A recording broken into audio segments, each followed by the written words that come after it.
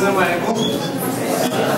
Je me présente rapidement. Je suis conférencier et je suis mentor. J'accompagne les leaders et mon ambition c'est de former des leaders. C'est ma grande ambition et c'est ce que je suis en train de faire actuellement à travers tout le Maroc. J'anime des conférences un peu partout et mon ambition c'est de former des leaders qui réussissent. Alors, donc le thème au fait, il est lié au leadership.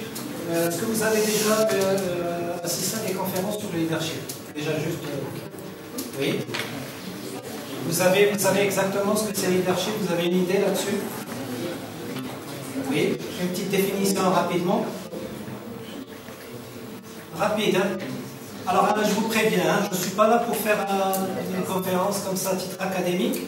Moi, mon ambition, ma passion, c'est de former des leaders et que, à la fin, Inch'Allah, de cette séance-là, qu'on arrive à un résultat que vous ayez les idées claires, parce que les questions, au fait, je vais vous préciser de votre avenir. Alors, une question rapide, est-ce que votre avenir vous intéresse? Oui. Oui? Un grand oui. Première chose, votre avenir, c'est la première partie. Vous facilitez la prise de décision concernant votre avenir. C'est la première partie. Maintenant, quand vous prenez votre décision, comment vous allez la valoriser, la mettre en valeur en tant que leader? C'est-à-dire, vous avez choisi un environnement de travail, une entreprise. Comment vous allez faire pour vous mettre en valeur et aborder le marché du travail et cette entreprise en position de force, en pleine confiance de vous-même, et c'est ça l'objectif.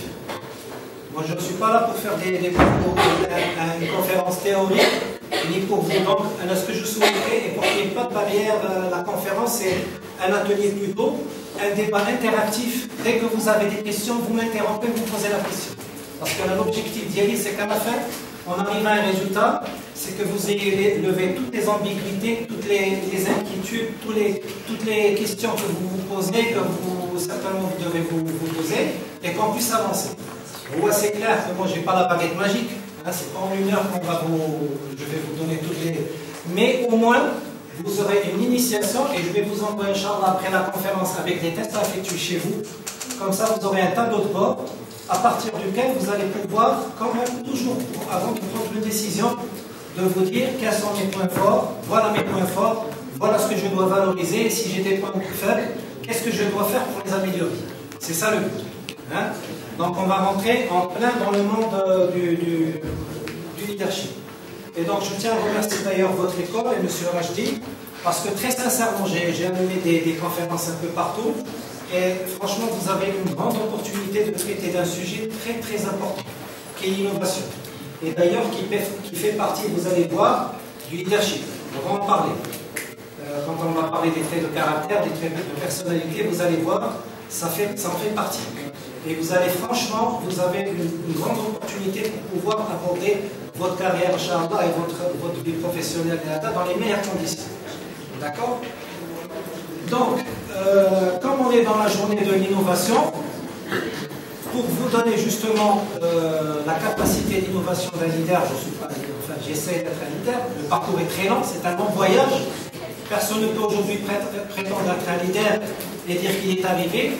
Sauf que, en suivant depuis ce matin les brillantes interventions qui ont eu lieu, je vais innover moi aussi. Alors, je vais vous dire comment je vais innover. En général, lors de la conférence, je donne des exemples de leaders qui ont réussi. Bill Gates, pas mal des leaders politiques, des leaders économiques, sur le plan social, je donne pas mal d'exemples. Mais je trouve qu'à partir de l'intervention de nos deux amis ce matin, qui ont créé Mehdi Alaoui et son partenaire, je trouve que c'est un excellent exemple et vous allez voir, je vais essayer de décoder à travers cette intervention, vous allez voir comme quoi vous faites, quels sont les traits de vrais leaders. Sur les deux personnes, je vais vous donner exactement les caractéristiques, comme ça, ça va vous permettre de voir ce qu'est un vrai leader et de démystifier cette idée de leadership. Parce que un leader, ce n'est pas quelque chose d'inaccessible, ni qui demande un côté génial, ni qui demande une capacité hors du commun ou quoi que ce soit. Et le leadership, je tiens à vous préciser rapidement, c'est quelque chose qui s'apprend comme toute compétence. Ce n'est pas parce qu'à un certain moment on disait c'est inné, on n'en a pas, un leader charismatique. Oui, effectivement, Obama est quelqu'un de charismatique, mais le charisme peut s'apprendre. Ce n'est pas quelque chose d'extraordinaire. Mais sinon, le leadership est une compétence comme une autre. Et donc, à travers ces deux exemples-là, je vais vous montrer les 11 facteurs clés de succès, parce que l'objectif, c'est ça. C'est de vous donner 11 facteurs clés de succès pour prendre la meilleure décision pour votre avenir. Et vous valoriser au sein de votre environnement. Alors, ce que vous y gagnez, c'est tout. Comme disent les Américains, what's it in for me? Qu'est-ce que vous avez à y gagner?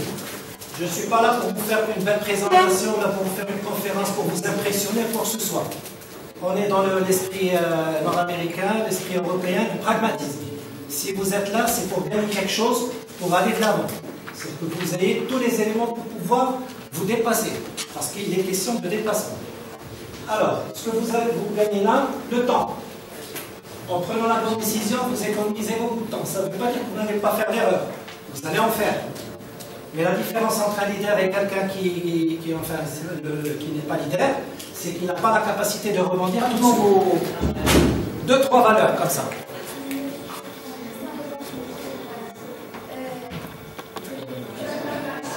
Oui. Pardon? D'accord.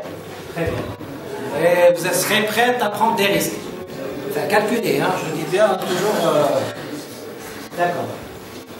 Donc, est-ce qu'il y a encore des remarques là-dessus? Est-ce que vous auriez des questions? Oui. Une question. Oui. Est-ce que nous, est-ce que les définitions de compétences ont bien une motivation? Parfois, c'est pas la même chose. Nos compétences sont vraiment une motivation. Donc, les valeurs, est-ce que vous connaissez toujours bien les nous aident à définir nos compétences ou bien ils nous aident à définir nos motivations? Non, surtout vos motivations. Les compétences, on va le voir par la suite. Maintenant, dans un premier temps, c'est vos principes.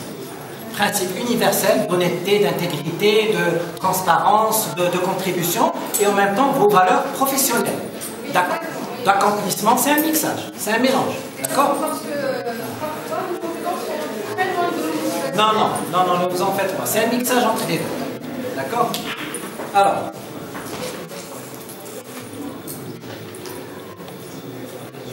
Le facteur clé fondamental et principal et c'est le basique. D'ailleurs, on en a parlé ce matin, toute la journée pratiquement. Imaginez votre futur. Si vous ne savez pas deux choses, si vous ne savez pas ce que vous êtes, qui vous êtes, où vous allez, il y a l'électrocardiogramme plat qui يدوز الدم ما كيطلع ما كيهبط كالم جا الريح ما كيدي منه والو جات العاصفه ما كدي منه والو جا هذا وما كدي منه والو لو كالم بلا. Dans cette phrase-là, quel est le mot, si vous avez bien suivi depuis ce matin, qui vous interpelle? On en a parlé ce matin, d'ailleurs M. Rajid aussi, tous les intervenants pratiquement, et le premier d'ailleurs, M. Hassan, aussi il en a parlé. Bon, c'était en anglais, mais bon, il en a parlé. La clé fondamentale qu'on oublie tous. Quel est le mot par rapport à ces 4 mots-là qui vous parlent, à votre avis? Est-ce que ça serait les objectifs? Vous êtes prêts? Ça en fait partie. Autre chose, alors je vous donne une deuxième chance. La passion. La passion. Si vous découvrez votre passion, je vous dirai que vous allez faire, je vais être très large, 80% du chemin. La clé y est. C'est pas le financement, c'est pas le management, c'est pas l'étude de marché, c'est rien du tout. Tout ça, c'est des détails. C'est le pourquoi qui est important, c'est pas le comment. Le comment, c'est un détail. Quand vous découvrez ça, vous avez pratiquement fait d'ailleurs des grands leaders, les Bill Gates, et nos deux exemples de ce matin, passionnés de nouvelles technologies, vous voyez le résultat, ils sont bien partis. D'accord? Alors, à votre avis, pour découvrir votre passion, quel est le chemin que vous pourriez prendre? Excusez-moi, combien on a plus de temps? Dites-moi, comme ça je...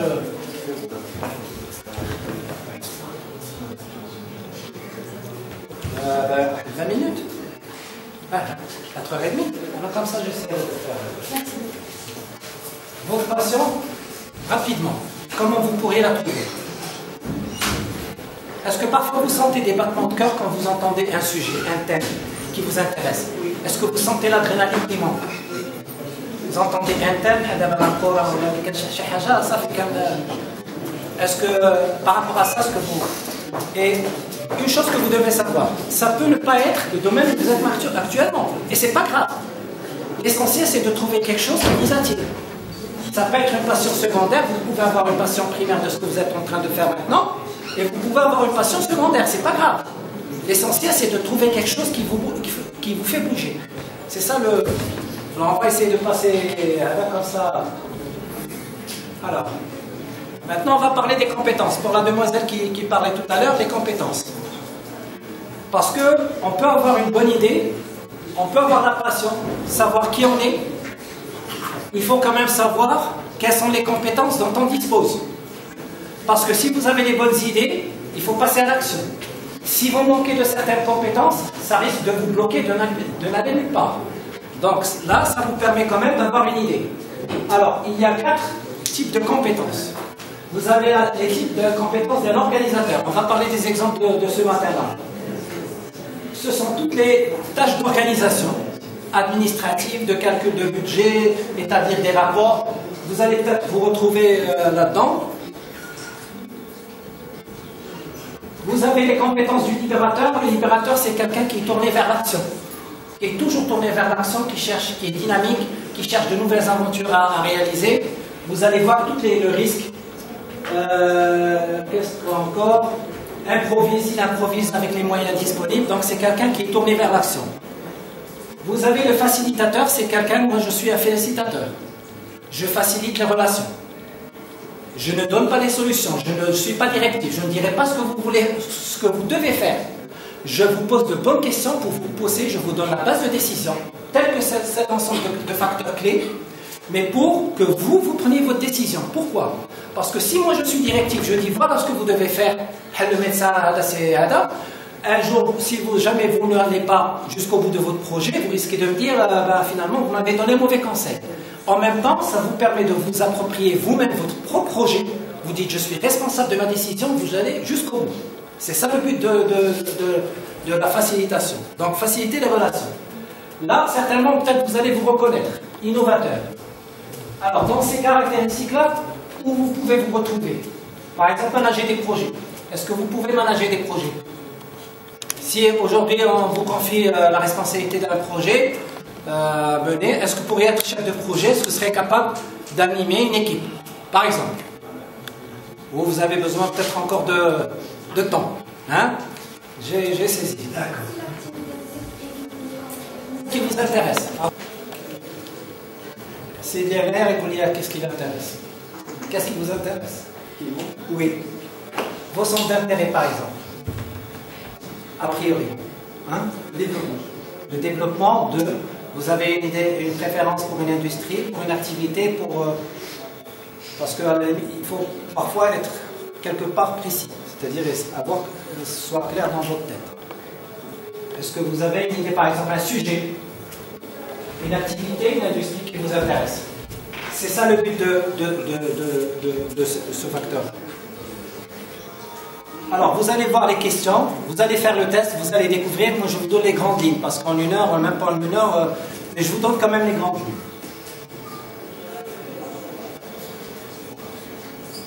Alors, vos traits de personnalité. La même chose, les 4 caractéristiques, comment on peut les retrouver pour vous décrire? Est-ce que vous êtes quelqu'un d'ordonné? Orienté à action, par exemple. Est-ce que vous avez l'esprit d'équipe? Est-ce que vous avez un esprit logique? Vous êtes calme, innovateur? Vous allez vous découvrir au fur et à mesure à travers ces caractéristiques-là. D'accord? Alors là, l'un des facteurs les plus importants, les émotions. Est-ce que ça vous dit quelque chose? Ce facteur-là est l'un des facteurs les plus importants après la passion. Pourquoi? Parce qu'il se peut que vous soyez excellent dans votre projet, que vous sachiez où vous allez, vous avez des objectifs, vous avez tout ce qu'il faut. Ça dépendra de l'état dans lequel vous allez vous trouver. Est-ce que vous allez être dans un état bien mentalement, psychiquement, et en même temps, le plus important, est-ce que vous en avez pris conscience? Est-ce que vous êtes conscient, par exemple, quand votre humeur change? Vous êtes calme, à un certain moment, vous êtes en colère. Si vous êtes devant un projet, ça risque pas, vous risquez de ne pas aller très loin. C'est ça l'objectif. C'est la capacité de gérer ces différentes émotions. Et le leader est quelqu'un qui gère ses émotions. Quelqu'un qui sait reconnaître ses états d'humeur, qui sait reconnaître quand il est calme, quand il n'est pas bien, quand il est stressé. Et il sait très rapidement comment se reprendre, comment gérer ses émotions. C'est la régulation de soi-même. Alors, là, se reprendre rapidement après un échec. Est-ce que, par exemple, quand vous avez une mauvaise note, quand vous arrivez d'avoir une mauvaise note, est-ce que ça vous bloque? Est-ce que ça vous perturbe ou vous reprenez tout de suite après? Mademoiselle, Pour l'instant, ça me bloque, mais oui. des fois, ça me donne encore l'envie de bien travailler. Des fois, c'est Très bien. Bah, c'est parfait. C'est parfait. C'est-à-dire qu'il ne faut pas se bloquer à travers les premiers résultats. Ça fait partie de la culture de l'échec et de ce qu'on apprend de l'échec. Il faut le capitaliser. Votre motivation de soi, on vient à la demander tout à l'heure. Est-ce que vous pouvez, en situation d'anxiété, quand vous êtes anxieuse, est-ce que vous pouvez agir d'une manière productive, par exemple? Il faut savoir que vous pouvez être en situation d'anxiété. Être assez stressé, avoir des attentes très fortes. Et il faut être capable d'être productif. Par exemple, dans le cas d'une gestion d'un projet. Donc, votre empathie, c'est votre capacité à vous mettre à la place des autres, de les comprendre. Et la compréhension des gens, c'est votre façon de communiquer.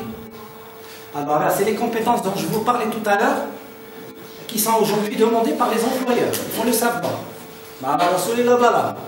Je vous dis que vous serez jugé sur ça. Je sais que c'est des concepts nouveaux pour vous. Prenez le temps de les découvrir tranquillement, Inch'Allah. Je vous enverrai le hada. Je reste ouvert. Vous avez mon adresse mail. Vous m'envoyez vos remarques, vos questionnements. Mais sachez que vous serez jugé sur ça. C'est très important. Et c'est le propre des leaders. Ils sont conscients de ça. Alors là, un facteur assez pratique, choisir l'environnement qui vous convient, l'environnement de travail que vous allez être amené à choisir. Vous choisissez les critères qui vous semblent les plus importants. Par exemple, les conditions salariales, l'emplacement, la localisation de l'endroit, enfin tous les critères pratiques. Vous allez avoir ici tous les critères. Autre facteur important, l'équilibre entre votre vie privée et professionnelle. Pourquoi? Ça vous permettra d'éviter, d'anticiper par la suite, d'avoir des problèmes de gestion du temps et gestion du stress et d'avoir un déséquilibre familial. Il faut savoir équilibrer entre sa vie privée et professionnelle.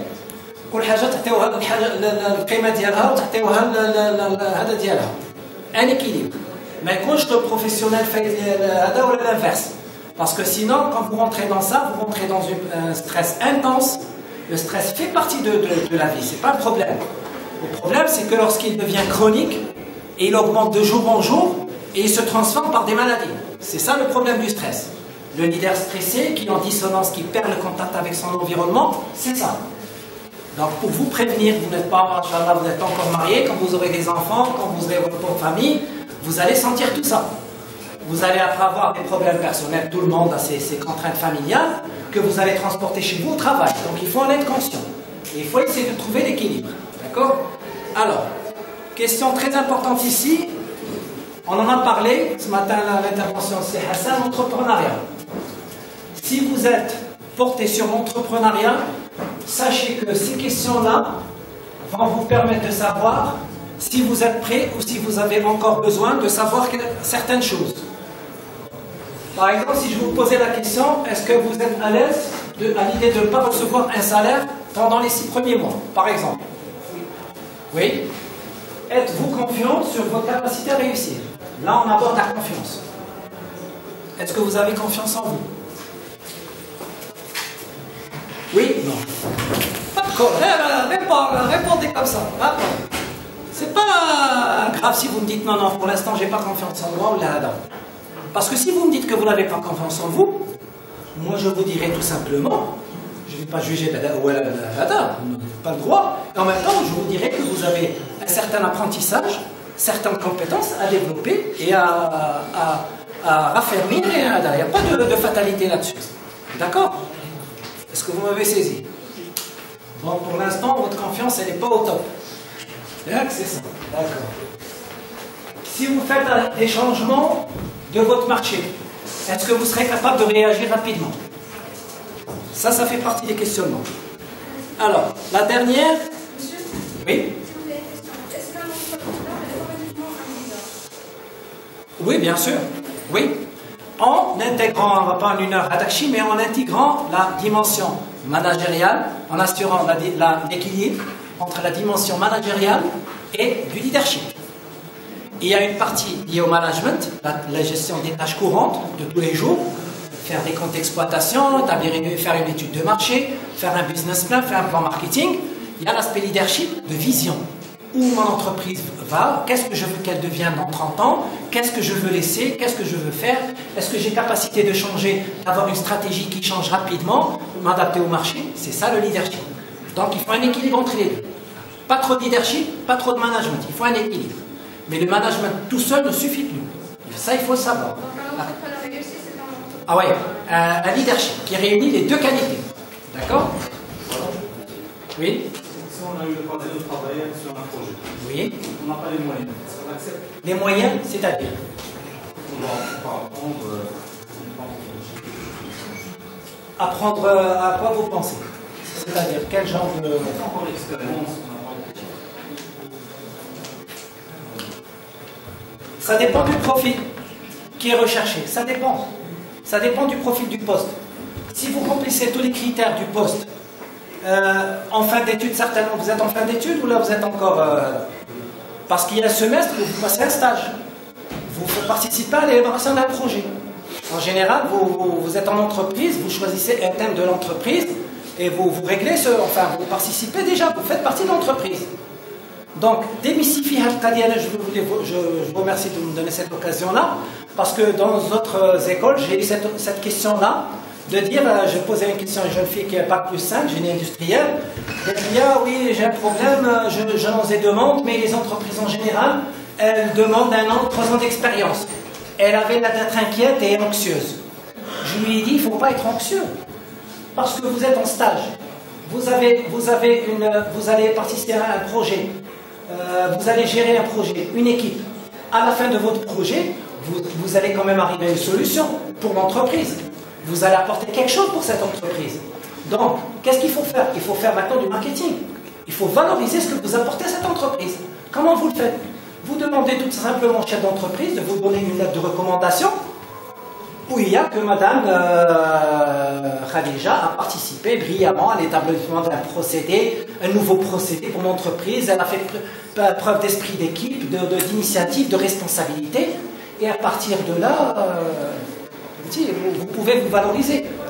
Maintenant, pour les compétences demandées, ça dépendra du profil du poste. Si vous avez le profil, si vous manquez de quelque chose, il ne faut pas vous dire non, je ne vais pas quand même y aller parce que je manque. Non, non, vous y allez, vous faites ressortir vos points forts et vous dites que sur les autres, je suis en train de travailler là-dessus. Tout simplement. D'accord? Oui. Pour devenir manager, poste de responsabilité, il faut savoir qu'on vous jugera sur vos capacités de compréhension de la vision de l'entreprise, qu'est-ce qu'elle veut devenir. On ne vous demande pas d'aller juste faire des tâches, exécuter des tâches ou exécuter des trucs simples. Il faut être capable de comprendre la vision, ce que veut faire l'entreprise, ses problématiques, il faut essayer de les comprendre, ses objectifs et la direction. Il faut avoir des talents de communicateur. Il faut savoir communiquer. Il faut être un motivateur. Vous allez avoir à gérer une équipe, il faut savoir la motiver. Et il faut être conscient de vous-même, de vos points forts et de vos points faibles. Maintenant, dernier cas pratique. Supposons qu'à partir, Inch'Allah, quand vous aurez terminé ces tests, supposons que vous aurez choisi votre environnement où vous voulez travailler, l'entreprise par exemple développe des solutions de site par exemple. Vous arrivez à décrocher un entretien de recrutement. On va faire juste une application très simple sur l'entretien de recrutement. comment vous allez aborder cet entretien de recrutement à partir de ces critères qu'on vient de voir, à votre avis? La valeur, alors,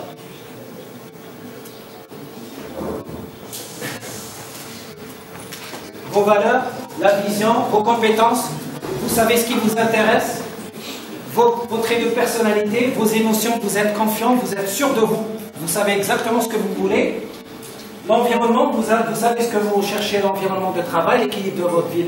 Là, vous avez vos aptitudes, vous assure que vous avez les aptitudes pour être entrepreneur ou là pour être manager. Donc, ce que je clôturerai sur ça. Ce que je veux vous dire par là, c'était la deuxième partie de mon intervention. Rappelez-vous, je vous dis de vous valoriser, de vous mettre en valeur en tant que leader.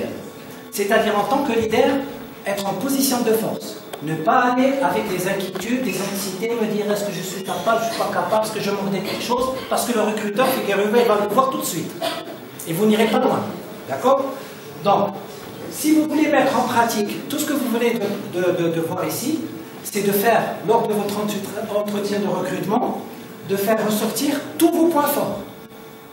C'est-à-dire, vous avez des traits de personnalité qui vous distinguent, vous avez par exemple l'esprit d'équipe, vous avez un esprit d'innovation, vous avez la capacité de manager un projet, vous avez pas mal de choses, vous êtes confiant en vous, c'est la partie des émotions, vous êtes confiant, vous êtes sûr de vous, et vous le montrez à travers vos gestes, vous êtes là, mais si vous parlez d'une voix douce, tranquille, non, vous êtes sûr de vous, vous dites les choses d'une manière claire, vous êtes droit.